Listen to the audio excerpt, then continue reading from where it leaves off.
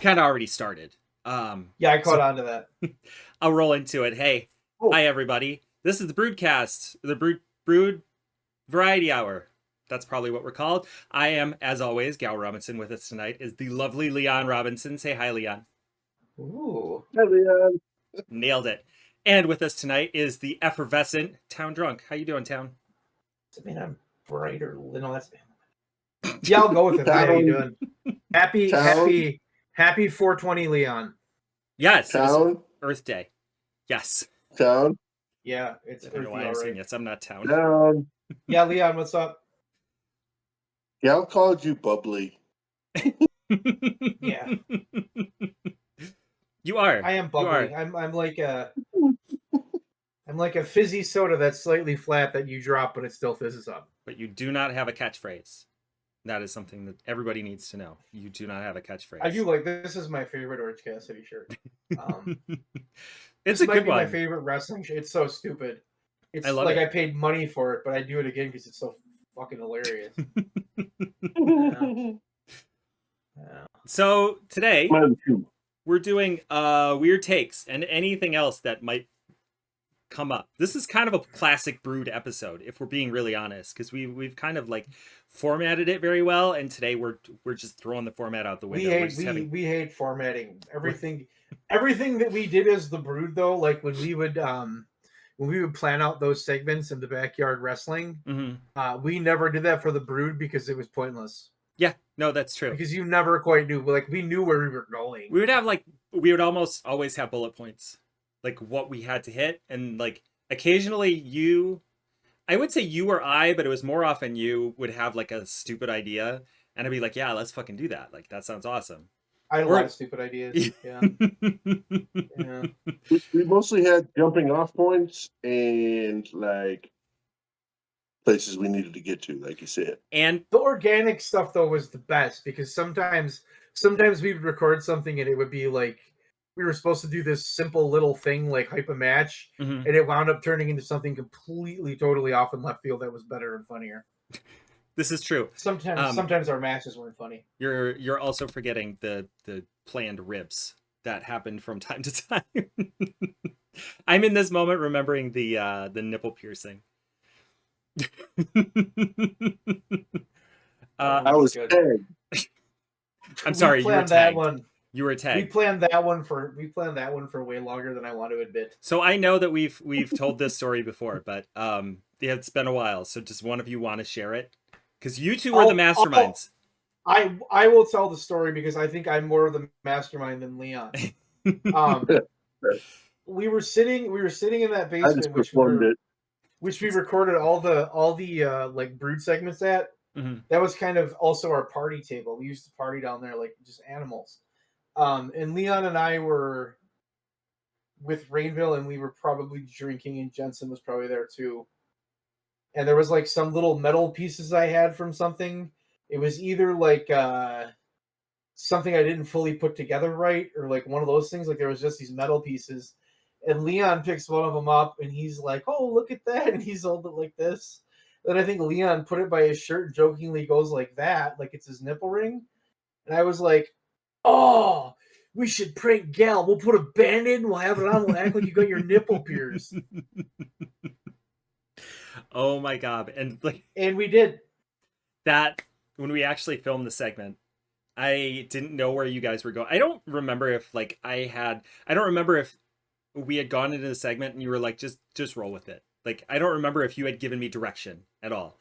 I remember going into I remember what I said. I just said, we're just gonna do an opening promo. And you're like, What does that mean? I'm like, whatever, we'll just do whatever. And so I'm sort of riffing off of you, and then Leon says something about being tagged at. Remind me of the itchy. place. He kept itching. He kept itching like this, and then finally you're like, "What are you doing?" "Oh, my tag itches." Your tag? What? Why do you have a tag? And I don't remember the place where you said you got the tag from, but you lift up your shirt, and it's just a Band-Aid. And this with bar like a that looks like piece of. Oh my god, that was so hilarious. The best part of it was Gal's response, Because Gal's response was just this. You just looked down and closed your eyes. I couldn't. It broke me. All the way through, it broke me. That was amazing. It really was. That was hilarious. Mm. Here's a hypothetical for you. It's already started. Okay. You knew it was going to happen. What's going on? All right. You have to pick the perfect opponent for the Prime Legion of Doom, the Road Warriors. Who is the perfect opponent to have a match with them? Like the perfect tag team to go against them, and why? Like ever of all time? You could be anybody from that any era. Okay. No. Any team, any era, doesn't matter. I'm going to say something that potentially... Question. Oh, this is a Leon question. Dang it. No, this is a you question too. I want to hear yours. But this is... Leon likes the Road Warriors. Gal, you have an answer. Go. I do. Leon's got a thing. I'm going to say ECW era Dudley Boys. Somewhere in between... You. My answer is ECW Dudley Boys too. I would say somewhere in between when it was just those two and they became a gigantic Brewd style family because they obviously took the idea from us. I would say Spike. No. Spike should be there. Big Dick Dudley should be there, and maybe that's it. And if you wanted to, you could include were they the Road Warriors? Chaz and I feel like they had another guy who was a Road Warrior. Or am I thinking of a different team? Are you talking Draws? Draws, yeah. They did don't include. That's Prime. That's way past Prime. That that's doesn't fair. Count. But I was saying they could be involved potentially. No, they don't need anything. They just need each other and Paul Ellering to stand outside the ring and not get involved. That's fair. No hide and rake. Okay, so no hide and rake. No hide and rake. I forgot that. I forgot again. That. Listen. I said Prime. Okay, but Road Warriors could be Prime, and then you bring those guys in as stand-ins for to even out the sides. I would agree that you really only need the Road Warriors. Why would you make the Road Warriors worse by adding that crap into it? You're not making the Road Warriors worse. You're just expanding their family with worse Draws and hide and rake. I love Draws. Draws I thought was awesome. Yeah. I wish Draws could have had a full run. Yeah. But the Draws in the LOD was not in the LOD. No, Jeez, Crow, that was horrible. Yeah, because he was Leon, doing that. Sorry, go ahead. You have an answer for that, Leon? Mm-hmm. Who would you put against the Road Warriors in their prime? Who would you pick? It's I was trying to think of one of those kind of facing parallel teams, and I kept coming back to Rock and Roll. But then I was like, I don't know if you'd want to do one of those teams like that, where it's two smaller, more athletic guys. I'm thinking, one of those big and small teams, perhaps something like Jurassic Express, maybe, where you got somebody who can take that beating, but then you got somebody who can make the big comeback with them and have it be believable. I like that. I'm in this moment imagining Luchasaurus throwing Jack Perry around as a weapon, but then the Road Warriors just throwing him back. So it's just them throwing Jack Perry around the ring. They're having a that's a good pick, Leon. That's a good pick. I like that one. But I agree with Gal though. I would go with ECW Dudleys. I think that would just be the heat they could get. Then the Road Warriors just come out and pummel the absolute shit out of them and bloody them. Yes. Yeah, I'd pay money to see that. I would be fine with that. Absolutely, 100%. I'd pay money to see that. Leon. Leon is now a cat. Leon's a cat. The side of a cat. Meow. Have either of you seen Blackheart Leo Rush yet? Yes, I did the other day. Yep. Holy fuck. The second match seemed like they expanded on things quite a bit. Yeah, because he had a battle royal appearance or something like that, and they didn't really do a lot. We saw him, but he didn't have the voices and the weird mannerisms and freaking out. The part where he freaked out Pac, Pac kicks him and he just stands up. I'm like, oh fuck, this is awesome. I wish he would have won that match, but that's neither here nor there. Yeah, it was right at the beginning of it. Yeah. Yeah. That was. Is that his first one? No, his first one was with. Well, other than the Battle Royal one that I didn't see, but the his first one was with Ciampa, and they didn't. Oh, They didn't introduce him. He wasn't announced as Blackheart, and like he still had most of the mannerisms and everything. It just didn't feel as fleshed out. Yeah. But then that second one, the one with Pac was a lot better, I thought, because for one they announced him as Blackheart, and then commentary seems to have been more filled in on it too. Yes. I think that, like, I've enjoyed Leo Rush's work, and I think his character has always been like the thing that has lacked. Not like it hasn't been terrible, like it's been enjoyable, but it hasn't been that next level, and I think this is his next level. This is definitely his next level, I would agree. Is this the way that he did the Blackheart gimmick when he was on the Indies or like MLW or whatever, wherever else he's done it before? That is a new iteration? That is what I've been told by people. Okay. Nobody tells me these things. That's what I've read. That's what I've read. Yeah. But I don't know. He might have expanded on it. It would make sense if he expanded on it, because like I could totally see him coming out. I might be imagining this battle royal, but like the first time he came out, I could totally imagine him just doing that, because he seems like that kind of guy. He's gonna do it, and that's the end of it. And then Tony Khan coming up to him afterwards, like, dude, let's talk about this. Like, let's workshop this a little bit more. It very much reminds me of something from like a horror movie by Jordan Peele. I think that's the thing that I love the most about it. WrestleMania just happened, right? Did it? That's what I heard. I don't know. No one watched it. I don't really want to talk about it in particular. Yeah. But I remember like being a kid, the build up to the WrestleMania main event was always so fucking amazing. And it seems like that dropped off at some point, and now like WrestleMania is just okay, whatever. If you could have a dream WrestleMania main event of any two people or tag team or like whatever you want, guys in their prime, any era, what's your dream WrestleMania main event? CM Punk and Roman Reigns. I'm kidding. Although I'm told that wasn't a terrible match. Hell. Watched chunks of it. Leon, you go first, because I feel like I don't have an answer. That's really why I'm passing it off.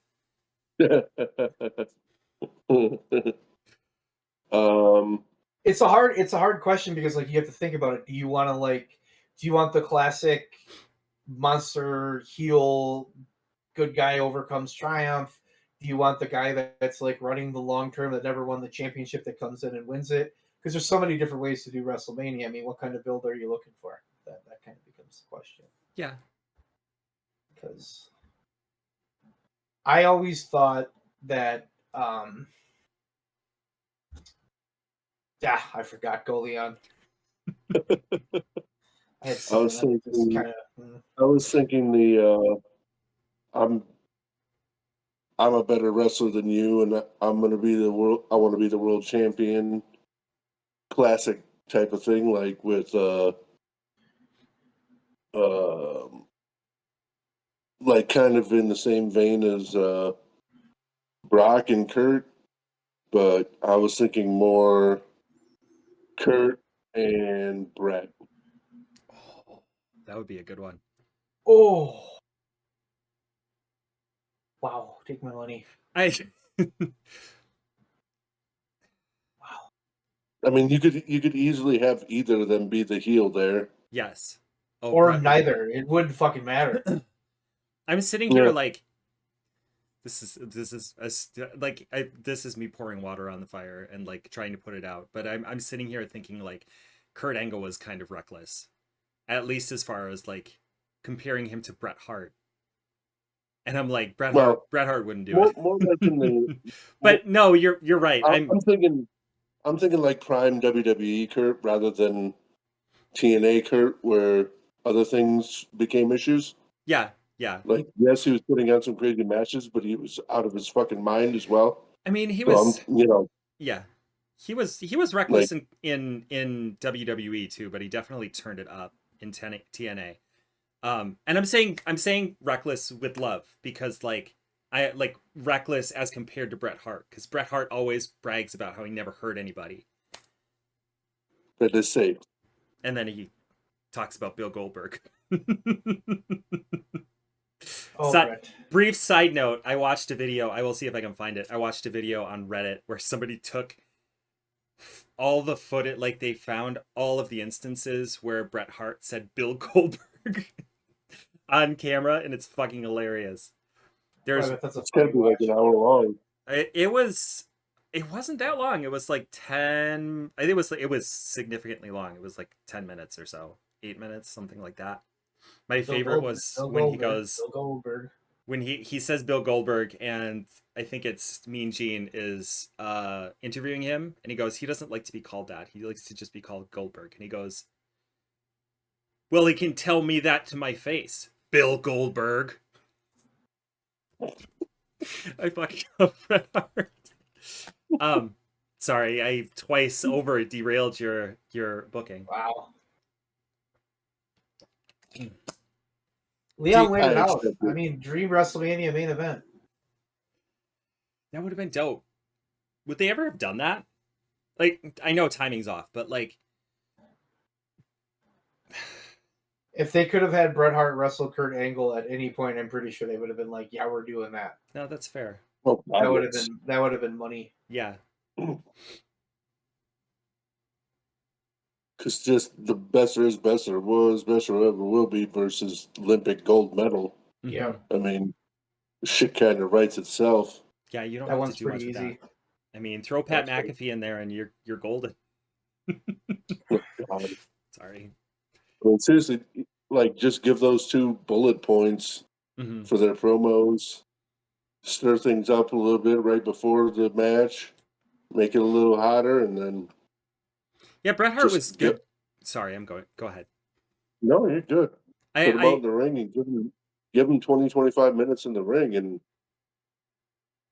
You absolutely would not... You wouldn't even have to really do that many promos between these two.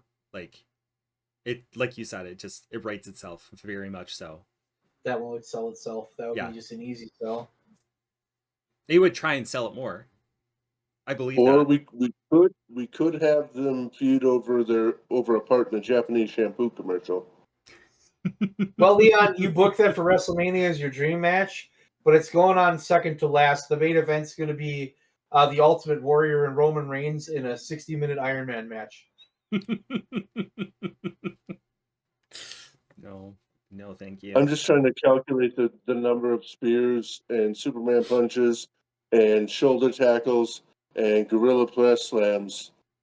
My brain can't quite comprehend. You're missing the middle of the match when there's a 27-minute sleeper hold spot. Oh no, that's just a rear chin lock. You do the test. That'd be Warrior though. Roman 30 minutes. Roman can go. Roman's got cardio. Roman can go, but Warrior, no, not so much. He might try because he'd probably be hopped up on something. Dream WrestleMania match, Gal. I mean, like, making the delineation between AEW, like a wrestling promotion, and a sports entertainment promotion. I'm inclined to say, like, something goofy. Or something, like, very... Like, I'm inclined towards, like, The Rock and Hulk Hogan. Like, that kind of match. Because that's a very classic WWE match. And it was, like, nobody's walking away with 5 stars or 4 stars on anybody's scale in that match. But, like, the aura of the match would be amazing. That said, Kurt Angle and Eddie Guerrero, I think, would be fucking sick. Yeah, I'm going to go with that. Kurt Angle and Eddie Guerrero. I know they did it, but, like, those two together fighting over the title would be amazing. They did that. Did they? Yeah, no, yeah. I know that they, like... Yes, I would love to see it again. I That was the boot spot one. Yeah, that was a Mania match. Oh yeah, that's right. Yeah, they did do that. That was a Mania match. Thank you for reminding me. I completely. What about WrestleMania main event of like 98 face Stone Cold Steve Austin against like 1984 heel Roddy Piper? Oh shit. Yeah. It just I'll let sign him up for that. go. Just let him go. The build up for that match, you win. That would be an amazing. Yeah. I think tweak it a little bit and make it like 84 Flair. Four Horsemen Flair against Austin, so he's got the whole thing to fight.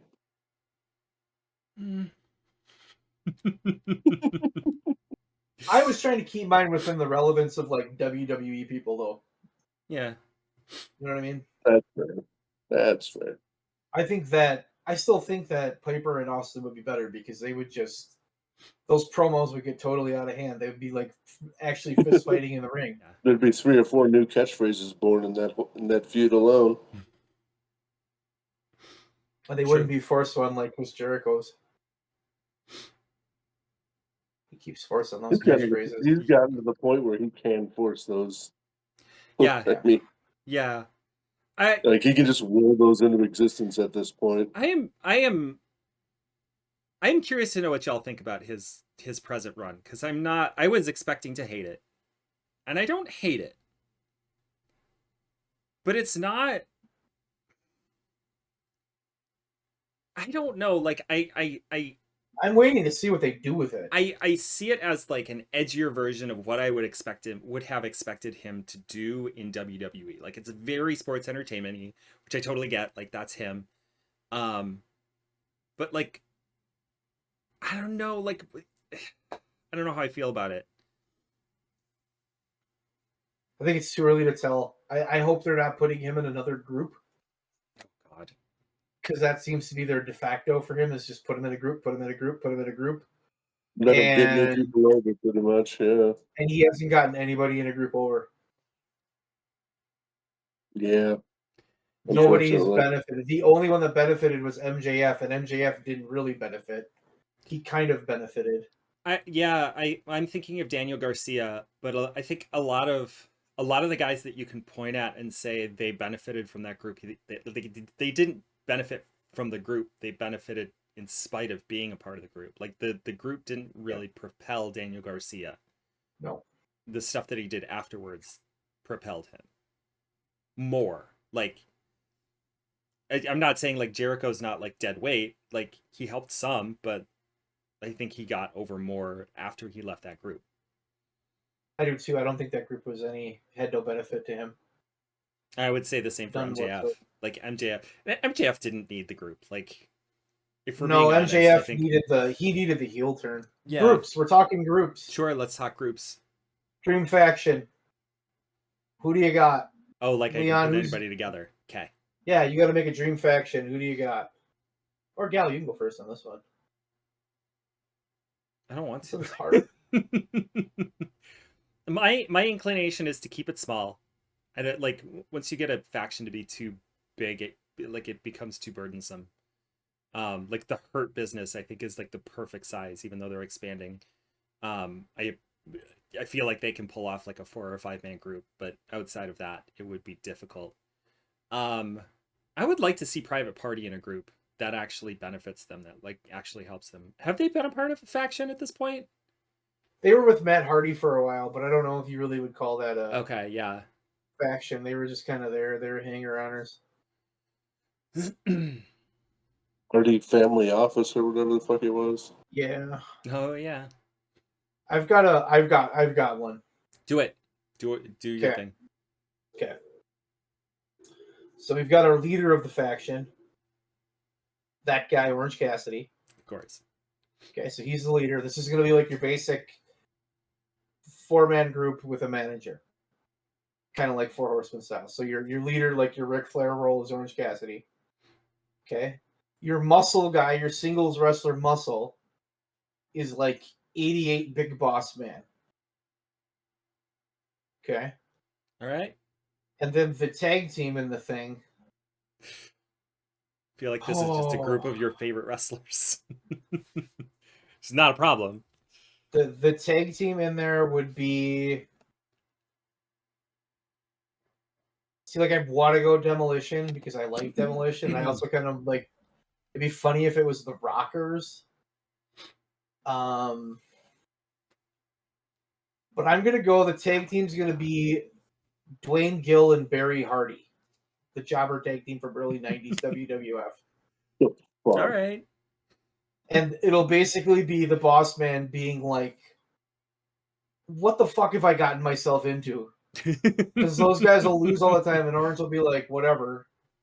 And then boss man will be like, "Well, do we have a plan to help him win?" And Orange will be like, "I don't know," and he'll take a nap. And then boss man just won't know what to do. It'll be great. It'll be great. Boss man will like sit him down, very serious, maybe even at a table, and he's like, all right, listen, we need to set something up here, like we're not doing well. And he's gonna have like a whole pitch, and he's gonna get like 2 minutes into the pitch, probably not even that, like 20 seconds in. Orange Cassidy is gonna reach under the table, pull out an entire sleeve of Ritz crackers, and just start eating. Yeah, I don't care about this. That wouldn't be a good faction. Agree to disagree.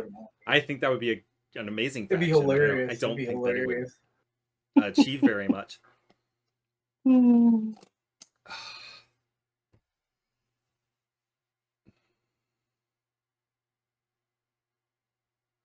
What do you got, Leon, for a faction? I'm trying. This one's hard. It is very hard. Darby Allin. Yes, love it. Jon Moxley. Okay. Oh. Okay. I feel like there's got to be 2 more, but maybe not. Like, I would put Marina Shafir in there too. Like, I have this idea. It's this. I feel like I've shared this on the podcast, or maybe just a town at various points. But like, I could totally see Jon Moxley and Marina Shafir like splintering off of the Death Riders. Like, if they have a breakup, like I feel like those two would work well together. But that's neither here nor there. And Private Party, but like try to make them more serious in some way, or maybe don't. Like, I don't know. Like, there's something about that combination that I think is interesting. I feel like there's got to be. Surprised they're still in AEW. Private Party? Yeah, I thought that was. Because it sounded like for sure they were going to go. Sounded for sure like they were going to go to the E. And they haven't really done that much since they got back. I'm intrigued by that choice. For them, like, I feel like they probably had the option to go. I feel like they would probably have benefited from going to the E and then maybe coming back. But they didn't do that, and that's fine. Especially now that I forget which one of them is injured now, but that's neither here nor there. Yeah, I'm gonna go with that. I like it. I kind of like because Private Party, I feel like they're still kind of goofy, but they have a little bit more of a serious edge. Especially now, like they're playing up the Jon Moxley broke my hand, and I've got another one. I've got another faction. Okay. Are you ready, Leon? You tell me what the theme of this one is. Ready. Okay. The leader would be Viscera / Mabel. Okay. The number 2 would be Happy Humphrey. The number 3 would be Haystacks Calhoun. And the tag team would be the McGuire twins. Just a group of the biggest wrestlers ever. They were all like 600. No, they're all legit. They're all like 600-pound wrestlers. The McGuire twins were like the heaviest wrestling twins ever, or whatever, the heaviest twins ever. That to me, like early 90s WWF like fantasy wet dream, like when they couldn't do any muscle guys because they got in trouble for steroids, so they went with really large guys. Mm-hmm. Yeah. That would be pretty dope. I would enjoy that for at least a show. Just for no other reason than the imagery, the visual of it, like seeing all of those huge guys working together. Have you ever seen somebody that big in person. Because I went to the WWF show in our hometown there at the opposite high school. And Mabel was there. Mm-hmm. And he was so freaking big. Like, he was just tall and just wide. Mm-hmm. And he wrestled King Kong Bundy. I saw King Kong Bundy too. He was awesome. big, but he wasn't as big. Yeah. I don't know that I've seen Mabel. I feel like I've seen Amish Roadkill well, I have seen Amish Roadkill in person, but I feel like I got an autograph from him or something. I don't remember. But he's a big dude. Like, seeing those guys in person is... He wasn't like 600. He was only like 3. No, he wasn't that big. Yeah. That would be a big group of guys. Kurt Angle is the leader. Okay. Who's the leader? And then Kurt Angle. Okay, Kurt Angle. And then I got Brody King as his heater, as his muscle. And then I got, this is where I had a little bit of a sticking point. But you know what? They just came to mind. And I would say E and C is the tag team together. Oh. So kind of Team Beck, I guess. Yep, I remember. That's Christian and Kurt, yeah. But then Bro, so yeah, I'm going to throw Willie in this faction as well. Oh my god, she would be amazing in that. The lady of the team, kind of like the Marina Shafir role. I just hold on, let me go back to mine. The Orange Cassidy, Boston, Jobber guys one. We would have a manager, and it would be Luna Vachon. Ooh. Okay. I'm in. I was in before, but I'm even more in now. Luna Vachon going to the ring with Barry Hardy and Dwayne Gill, wearing their like blue and red singlets as they get beat in like 30 seconds. I would want to see her carrying them to the ring, one underneath each arm. I don't know if they could do that with the other guy, but definitely Dwayne Gill. I miss jobbers. They were fun. They were so fun. Barry Horowitz, Dwayne Gill, Jim Powers. I do like the way that AEW will have some enhancement talent in. I don't know what about it, but it kind of rubs me wrong. Not wrong. It just makes me kind of feel for people. Like when you start recognizing some of them. Like there's a women's wrestler who I've seen wrestle here in town and everything. I've seen her do a number of take this beating type matches for AEW women. And it's like, I don't know if I like the fact that people are starting to recognize you and everything as, the person getting beat up. Yeah. So I remember Foley reading about it. Have you ever heard about that in the first book? Have you ever heard like Dwayne Gill talk about that? Mm-mm. Because I heard him talk about that, and he was like, "Yeah, I mean, it sucks to always lose." He said, "But I was getting a good paycheck, and I was getting known." And he's like, "I don't know that I would have made it any other way. Like this was just kind of." So I don't know. I think those like you need jobbers. Oh, absolutely. You need those people that lose. So like everybody's got a role, and not everybody's rolling. Everything can't be 50-50 and all that. So yeah. Tell that to the WWE. They don't know that. Yeah, that's the thing. Like they so rarely do the local, the local guy is going to come and take a beating thing anymore. But every time they do it works. That's the thing I don't get. Oh, yeah. They did it with Ryback, and that worked like it's like just amazing. They did it with Braun Strowman, and that worked amazing.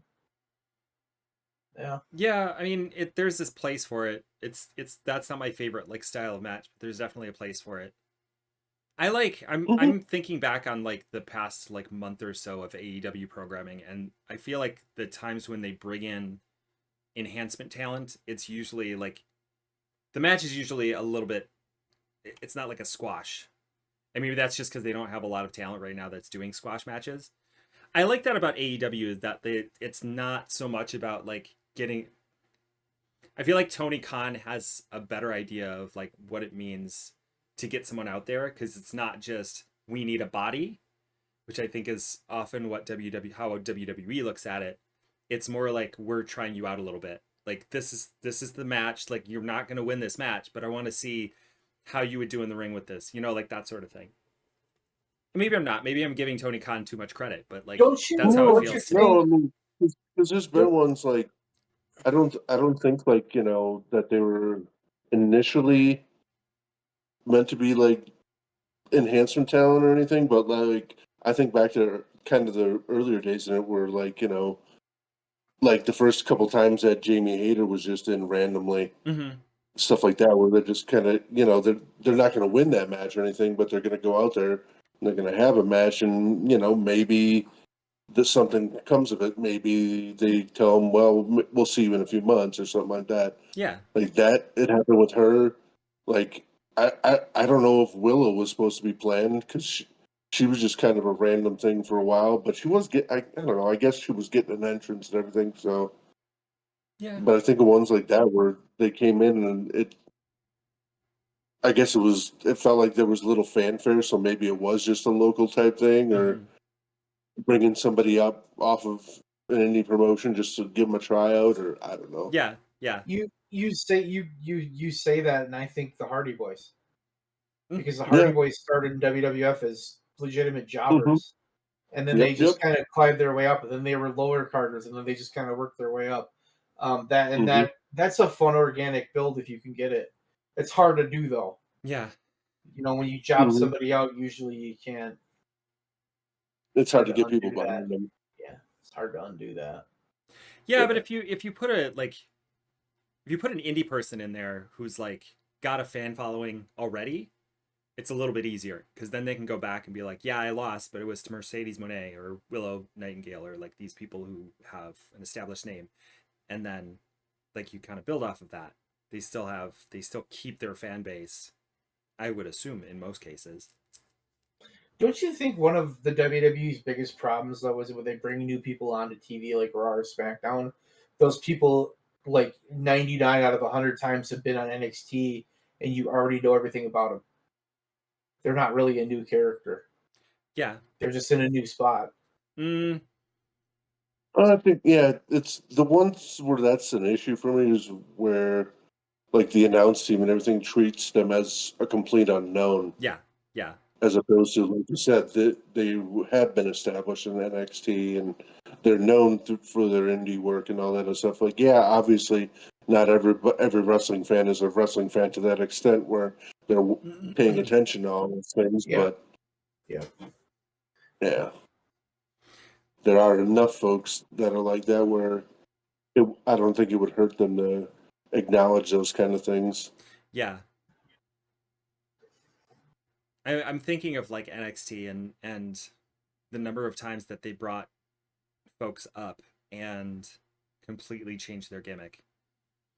Obviously, I'm thinking of Budge. He didn't go up that way, but like Keith Lee or like Budge. Or like the endless number of NXT talents that were over in NXT, and then they move them over and it's like a completely different gimmick. Sometimes they have a completely different name, different ring gear. Like, who the fuck is this guy? Like, this guy kind of looks like Roddy Strong. I think he came up as Roddy Strong, but like, I don't know, like that sort of like, I would think it's like they were ignoring NXT like it never happened. I would think that would be more derailing for their character than, I don't know, I don't know. I'm not entirely sure what I'm saying, but like that would be hard to come back from. Like, this isn't Keith Lee anymore. This is Bearcat. What? Who the fuck is that? Oh my god, that was so bad. That was so bad. And he was such a like, how do you miss on him? But AEW did too, I guess. So, I don't know that they missed out on him. I think he had a lot of setbacks. From my understanding, he's been battling a lot of health issues, injury issues since he came in. So he came in 2022. I feel like it was shortly before Swerve.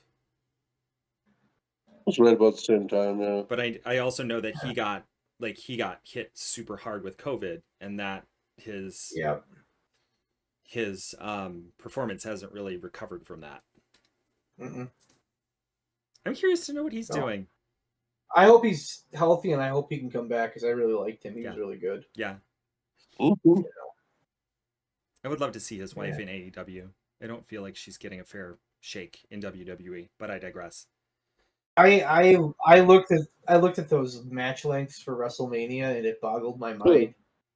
Oh my god! The women's title match with the Royal Rumble winner Liv Morgan got 6 minutes and 40 seconds. This was one of the questions I had. So let's talk about this. Who has better match lengths, AEW or WWE? And before we answer, I want to point out that like there are plenty of people who like a lot of AEW matches are 10, 15, 20 minutes long, sometimes even longer. And there's a lot of people that look at that, especially like on a pay-per-view where you have a 20-minute match, 25-minute match, 26-minute match, and then like they're all super bangers and like that's awesome, but also I'm really fucking tired and I don't want like I want to go home now, but the main event is still happening and there's still a match before the main event that I want to miss, that I don't want to miss. So I'm definitely not saying that WWE's solution for WrestleMania is the answer, but I'm curious to know what y'all think. I think it's an interesting. I'll go first, Leon. No, you know what? You go first. I want to hear what you have to say. Go ahead. I was just going to say that, I mean, obviously, I don't think any of us like the match lengths that he's putting out with that because, I mean, it does say wrestling on the freaking marquee. But to your point, I do agree that to an extent, AEW could probably do for a little bit of self-editing, cut things down just a tad, because some of their stuff does get to become a bit of a, I don't know, not a death march, but I mean it's a slog. Like I was talking to some of my friends who like had a couple friends who were out here for Mania week and everything and staying here, and one of them was working cons and everything, and I'd mentioned the buddy has he's doing a merch table or gimmick table or whatever with Rip Rogers, and then he had Leilani Kai with him as well. So he was having his fun with it. But then there was another friend that was he lives out here, and there. I don't know if you guys know this stuff. I think I put one of the lists into the chat months ago or a month ago or so. But just the sheer volume of wrestling that happens in a town on WrestleMania week is absurd. Like you could have literally spent your entire day from either Tuesday or Wednesday up through Sunday. Every single day you could have been like from wake up time to go to bedtime, you could have been watching wrestling. So insane.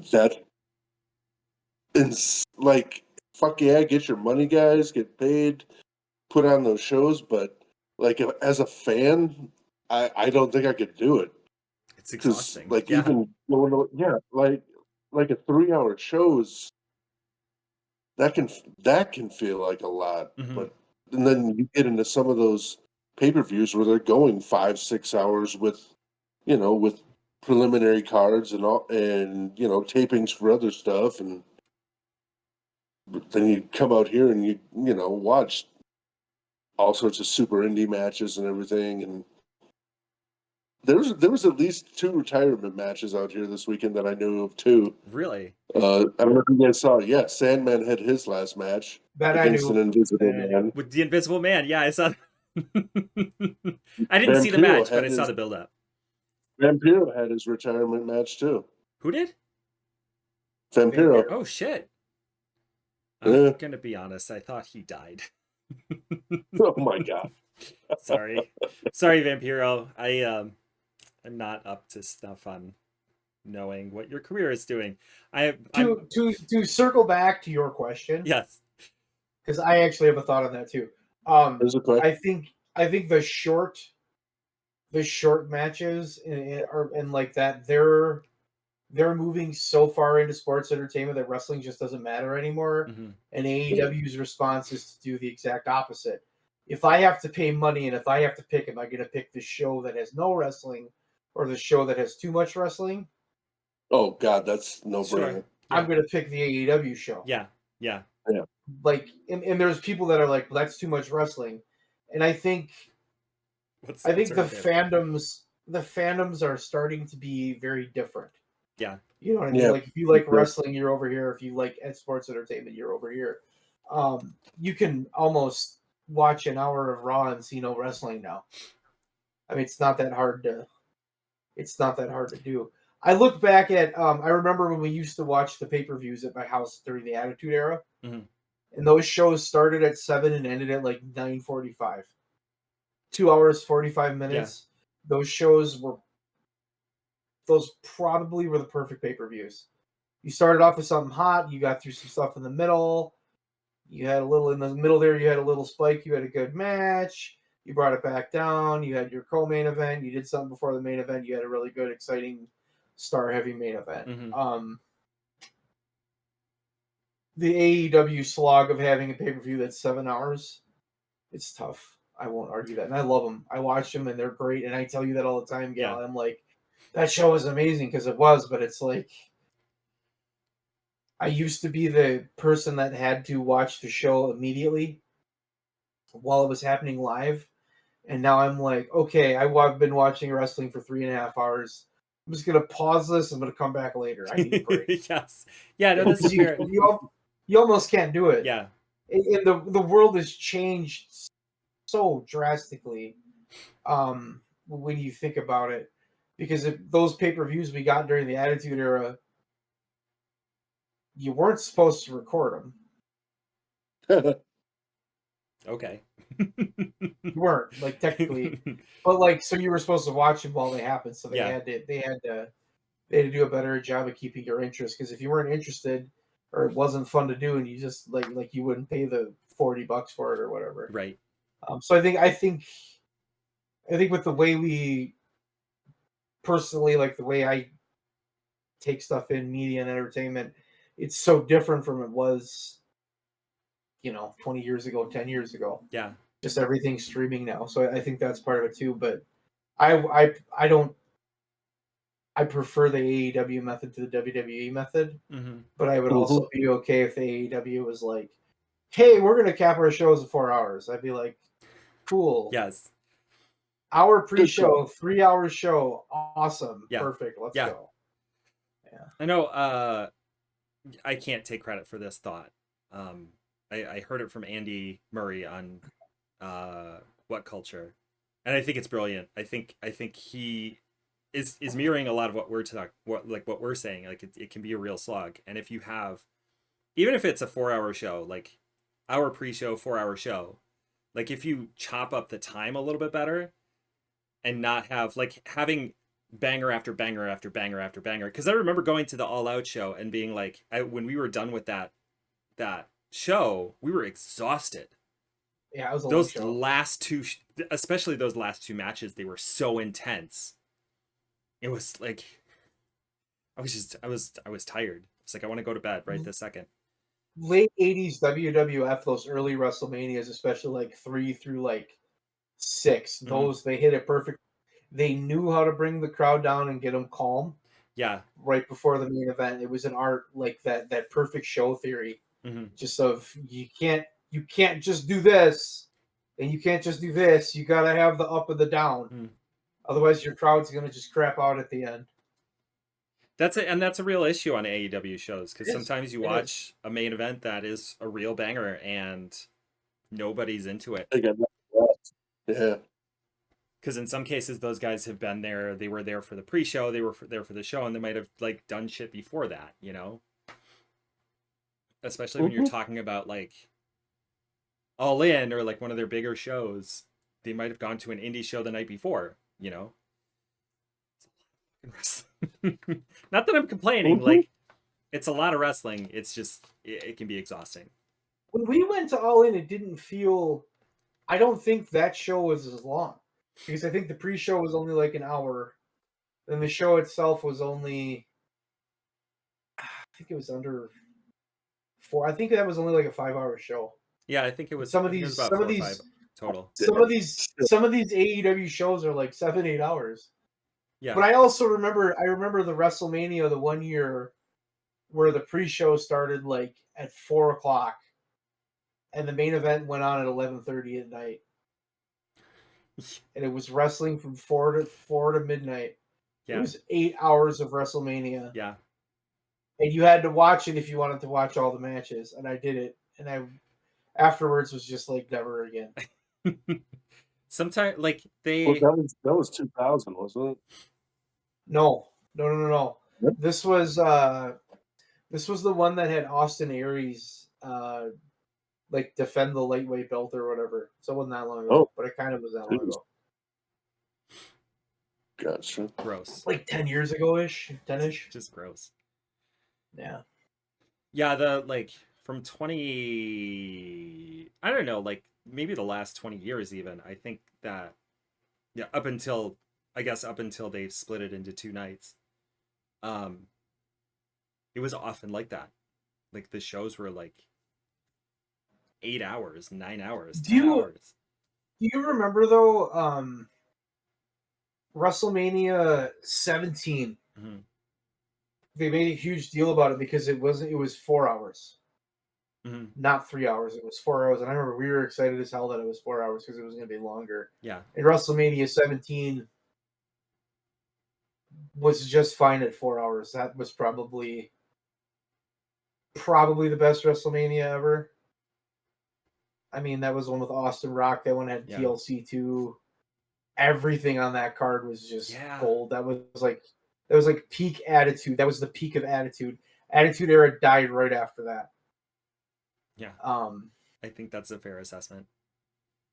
But I think if you build a show, like if they built WrestleMania now the way they did back then, where after WrestleMania you're immediately starting the next build to the next year's WrestleMania, I don't think they do that anymore. I don't think WrestleMania has the place that it used to. If that makes sense. Like it's still important, it makes them a lot of money, but I don't think they look at it as the starting point or the ending point of anything. They just kind of are like, it's just our big show that we have to run. So whatever we're doing there, we'll try to put the big matches on. It's not they're not doing like long-term booking anymore. Not at least not in the same way. Like it's not like what you're saying. Like it's not. Oh my god, think back to WrestleMania 4, which sucked. WrestleMania 4 sucked. I won't lie, that was a bad WrestleMania. When Savage won the tournament to become the new WWF champion and celebrated at the end with Hogan, that was the build of the next year's WrestleMania. Mm-hmm. Hogan and Savage. That was. I heard somebody say that the best storyline the WWF ever did was the Mega Powers, and I was like, oh yeah, whatever. And then I thought about it, and I'm like, oh no, yeah, that's totally right. That was the best storyline they ever did.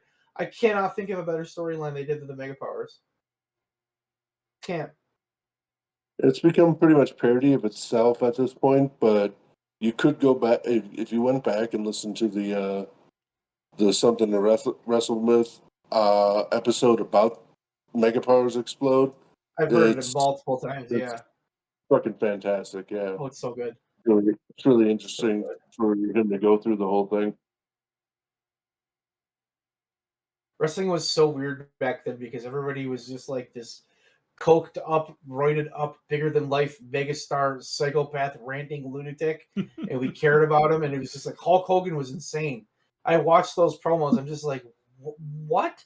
This guy's insane. And then Savage cuts a promo. I'm like, this guy's insane. And then a Warrior promo, you're just like, whoa, I don't even wanna. They were just so.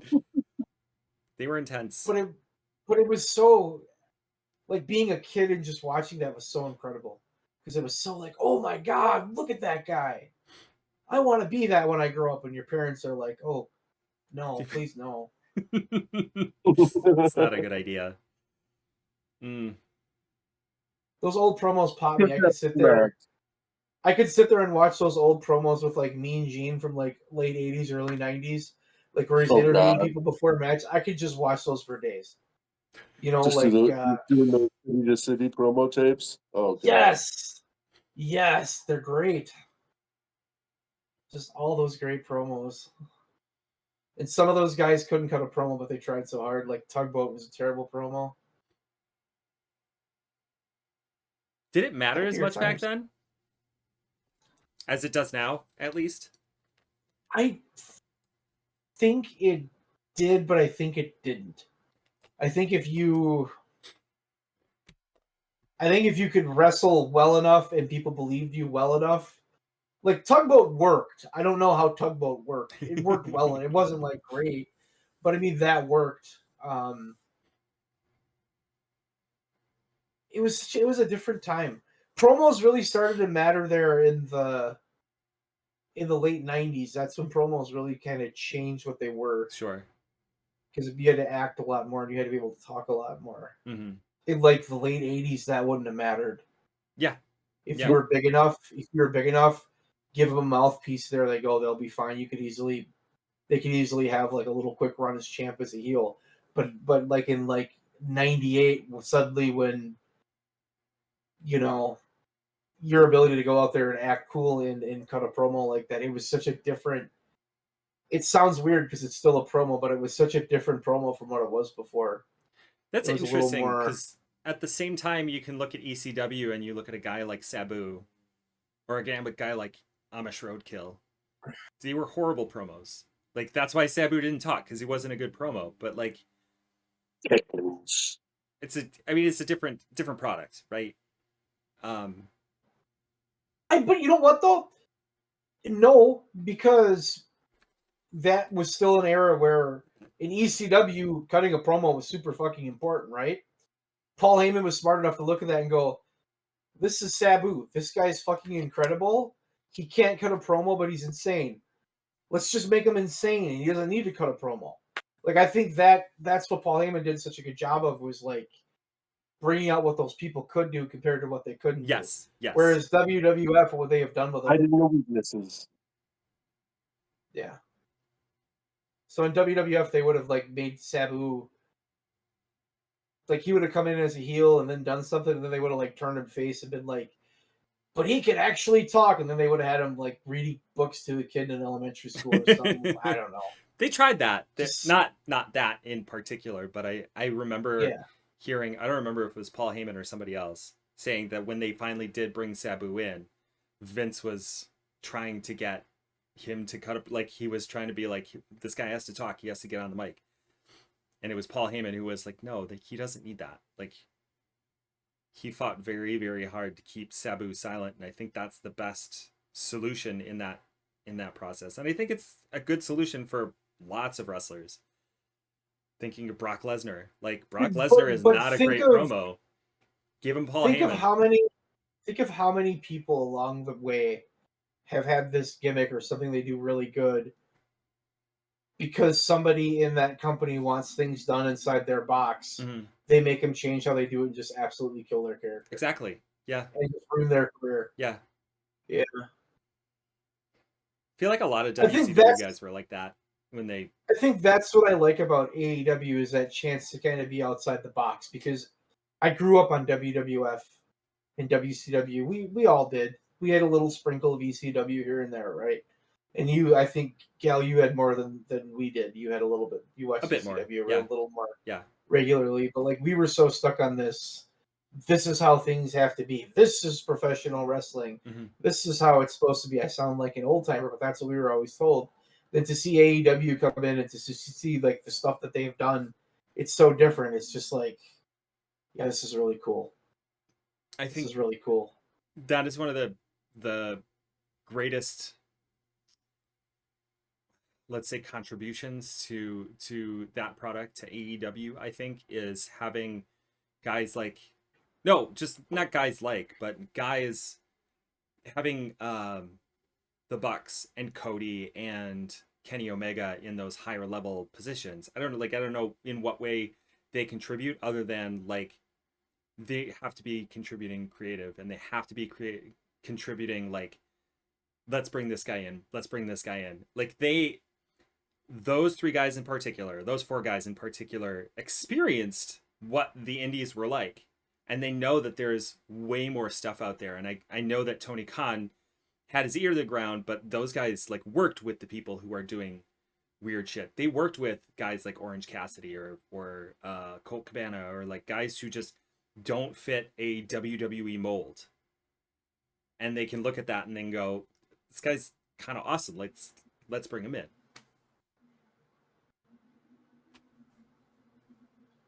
I agree. That was very well said. I don't. Cool. Yes. Thumbs up.